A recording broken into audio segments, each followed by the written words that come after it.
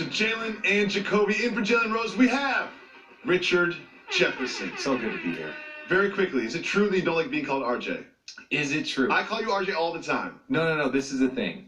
No one. I've never introduced myself as RJ. No one in my family or friends call me RJ. Oh, it's probably just that gigantic weird tattoo you have on your shoulder that says RJ. That might have something to do with it. Agreed. I've told the story a million times, and I just get tired of correcting people. It doesn't bother me. I will call you Richard. That's fine. Or Dickie. So much, yeah. Crazy game last night in Houston. Kawhi and the Clippers, still without Paul George, faced the Rockets and James Harden. And James Harden was masterful once again. 47 points, 17 in the fourth quarter. Richard, so many are critical. So many are critical of his style of play and the Rockets' style of play, yet they keep winning games. How many wins will it take before people start realizing that this works?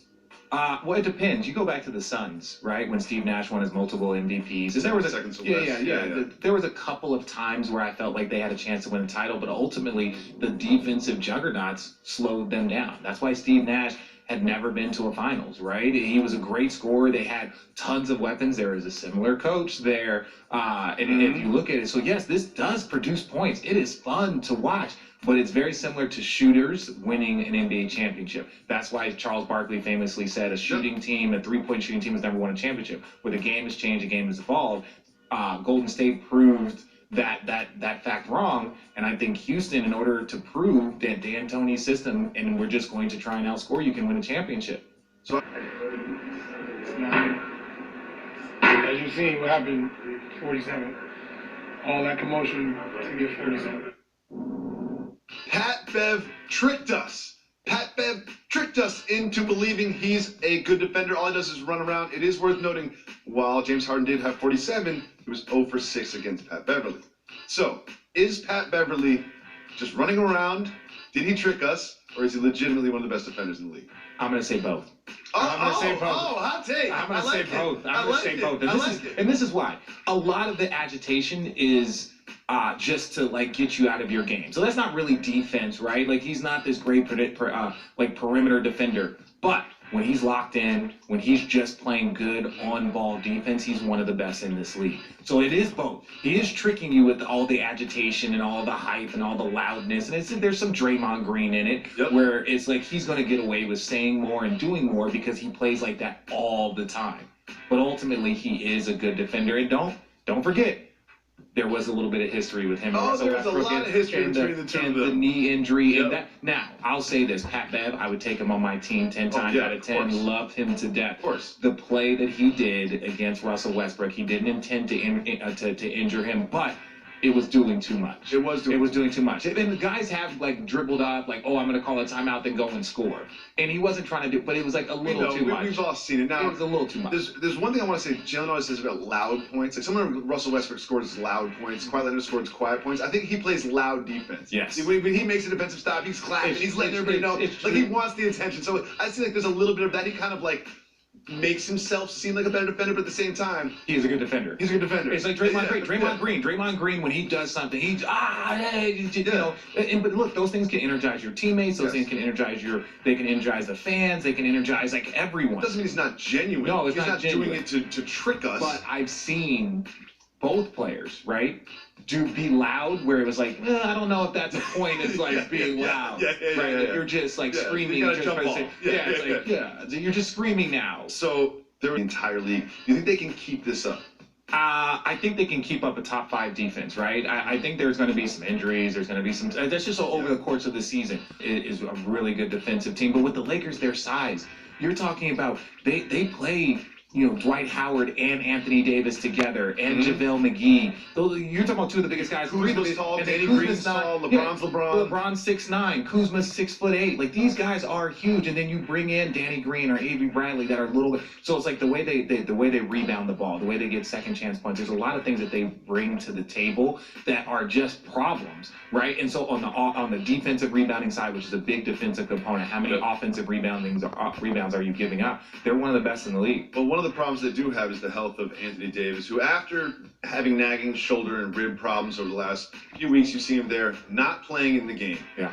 So, Richard, What do you think about this nagging injury? Do you think this is something that's going to continue, or should he just sit out like 3 or 4 games to kind of get the other side of it? There was a big stat, like if you, and I don't have the exact exact Don't worry, numbers. we don't do exact numbers. Okay, well, who gives a damn? Okay, well, his first 5 games, you look at the free throw numbers that he shot versus the last 5 games. Like, it was like 55 free throws in the first 5 games, and then the next 4 games, he had shot like 17 When you have a rib problem, you're not exactly trying to bang against people. Exactly, but that's what I'm saying. Those nagging injuries can affect how you play, and it's like, this is not a load management where we're making this up. Just like, look at it. He's not being nearly as aggressive. His numbers might look good, but remember there was a game where he hit 20 free throws. He had like 15 and a quarter, 17 and a quarter. So I think to get him rest, to get him back to that aggressive nature, because that's what they're going to need. Yeah. Ultimately, he is the one advantage that no team can match up well with Anthony Davis, right? You go against the Clippers. They got multiple bodies to throw at Bron, and they can do that all damn night, right? Yep. Different sizes, everybody. They got a lot of bodies to throw at him. Anthony Davis is the one that... Zubac? That's going to be your... Montrez is a little short for him. Yeah, and for a lot of years, Bron was always your ace in the hole, right? He was always like, well, no one's going to be able to stop Bron. Well, they have enough bodies similar to the Warriors did when they were going on their runs. They had a lot of bodies to throw at Bron. So Anthony Davis is the one guy that you're going to want to be 100% healthy so he can be as aggressive as possible. I'm going to say something you won't believe about the NBA. Okay, tell me. The Grizzlies and Hornets game was pretty good last night. Special. Yes, Ja Morant continues. This isn't a fluke. No. Night after night, Ja Morant does his thing, and they finish too. Like, Ja Morant, not only did he score 23 and had 11 assists, it was the end of the game. Look, this is a game winner. Fumbles it a little bit, up on the whole team. Around the rim and finishes. With the left. I did not expect this from him. What have you seen from Ja Morant? Well, he played at a smaller school. You knew his athleticism was there. You knew he could drop dimes, but you want to see it against bigger, stronger, quicker, higher level guys, and he's done it. But he plays with an excitement. And I think, like, when you look in Memphis, that crowd, the community, they love some Ja. And so it's great to see how he's playing, the way his teammates are supporting him. He's special, right? And it's like, we want to see guys and we want to see people like be special. Trae Young, special. Yes. Right? Like, you're just seeing, it's like, oh, we don't see this all the time. I'm glad you went down this path, because as a fan, as someone who really cares about the league, like, there's a little bit of a letdown when Zion Williamson isn't out there. Yeah. You always love a new rookie. Yeah. And then Ja Morant has kind of like made up for that a little bit with his play so far. Richard, we have a segment. Tell me. Called What's Your Number? All right. Welcome back to Jalen and Jacoby. Richard Jefferson in for Jalen. We're coming to you live from Pier 17 in the South Street Seaport, and brought to you by delicious Heineken beer. There's something going on with the Minnesota Timberwolves. They're pretty good. Yeah. And do you know who's really good? Tell me. Andrew Wiggins, the much doubted, the much criticized Andrew Wiggins, the quote-unquote bust Andrew Wiggins, has been balling this year. Look, the kid's average, I think, 19 points a game. Like, now, one of the things, and this is what we've always said, I'm a big fan of young players scoring, but I'm not a big fan of, like, saluting young players that score and it doesn't turn into wins. Devin Booker, right? All of those years scoring, that's impressive. I'm impressed with anybody that can score the way Devin Booker can. But now to see it translate to wins, to see like this is what's happening with and that's what's happening with Wiggins. So both of these young players, they're still young. He's only 24 years old, and to watch these guys turn that corner, and now it's like he's scoring points late in game. He's making some other plays. That is where I think we get so impatient with young players. And like, oh, he's a bust after 2 or 3 years. It's like, well, some of them are. It's also like 21 after 2 or 3 years. After 2 or 3 years, that's what I'm saying. It's like, and it's like people are like, well, is this the year that Jason Tatum makes the jump? And you're like, no, like, he's going to be a far better player at 24 than he is at 22 and at 26 and then at 28. So, like, even if he improves 5-6% every single year, and I think that's what Wiggins has done. But the criticism of Wiggins is not his ability to score. It's kind of his motor and his approach to the game. Yeah. He always kind of had a I don't kind of care mentality. My question for you is, do you think that his success is a function of the criticism? Like, do you think he hears it all and he's outside of the top 100 and he says, you know what, I'm going to prove everybody wrong? Well, I hope so, because he's been criticized for quite a few years. Like, he won Rookie of the Year, he was doing this, but we've never seen improvement.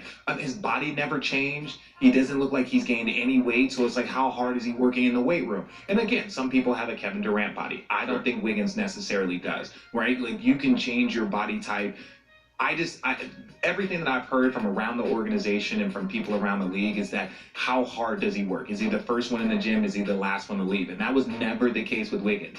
That was never the case. And I'll go on record to say he was the last one there and the first one to leave. And he would still go out and give you 20, but that's not going to generate wins for your team. So, you'll never believe this. Tell me. I didn't play in the National Basketball Association. Not even a year. What? Not even no a G 10 League. day? No, Okay. 10 day, no Okay. nothing. Didn't even get a tryout. So when we have people that have, we need them to take us behind the curtain. Oh, here we go.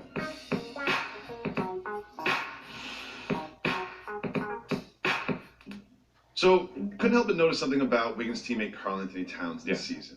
He's playing with a little more aggression. Yeah. He kind of wants all the smoke. Let's just take a look at some incidents that Towns has been involved in thus far this season. Okay. Here they are against the Spurs, and he feels like he gets fouled there, and he does, and then Rudy Gay gets in his face, and Towns is going back and forth with Rudy Gay. Look at him, doing this hold me back, let's get separated thing.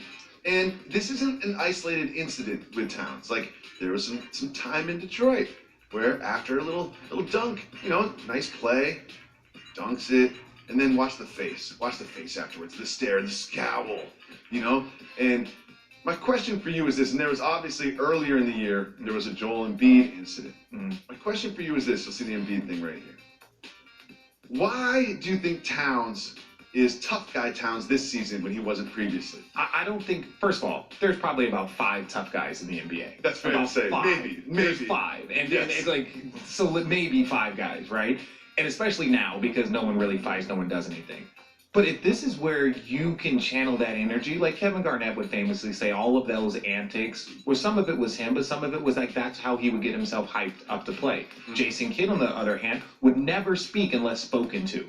He would know no matter how many people try to talk trash, try to do anything, he would never speak unless spoken to. So if this is what Karl Anthony Towns needs to do to play at a high level and to help lead his team into the postseason, as long as you don't get to a reckless space of like suspensions and like too much, I'm okay with it. Be over the top. If that's what it takes for you to go nuts and for your team to win. Because I think some of this is residual Jimmy Butler incident. Like, I think that the Jimmy Butler sort of like said, these guys are young and they're soft and they don't work hard. And I think that both Wiggins and Towns are sort of like, you know what? Like, we're going to prove that that's not the case. Well, you should take it. You should take that to heart. Because what happened the one year that Jimmy Butler left? You guys did not make the postseason. Mm-hmm. The one you did just not make the postseason. You were awful. The one season that you guys made it is when Jimmy was there, and all of a sudden there was a bunch of problems and a bunch of beef. And look, I know that these guys are young. Karl Anthony Towns is still young. So like for both of these guys to go and make these leaps, but understand now, you've been called out.